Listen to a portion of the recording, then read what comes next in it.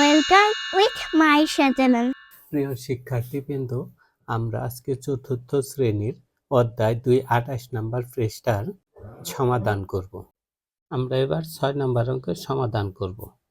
এখানে আছে খালি ঘর, এখানে আছে 2 আর 8 যোগ করলে হয় 10, 10-এর সাথে 3 যোগ করলে হয় 13, 13-এর সাথে 3 যোগ করলে হয় 16। এখানে আছে 0, আমরা শূন্যকে 20 ধরব। তাহলে 20 থেকে 16 বিয়োগ করলে থাকে 4।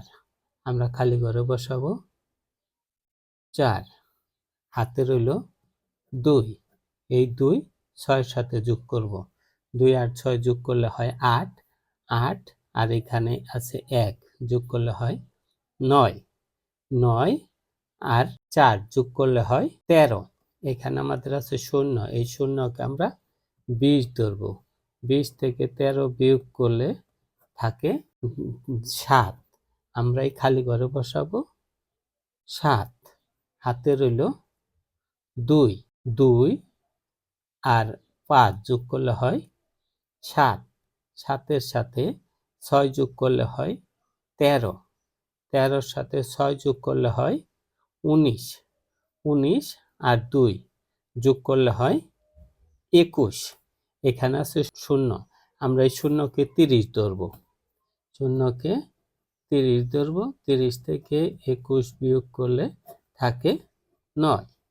আমরা খালি ঘরে বসাবো 9, হাতে রইল 3, 3 আর 1 যোগ করলে হয় 4, 4-এর সাথে 5 যোগ করলে হয় 9, 9 আর 1-এ 10, 10, 10-এর সাথে 2 যোগ করলে হয় 12।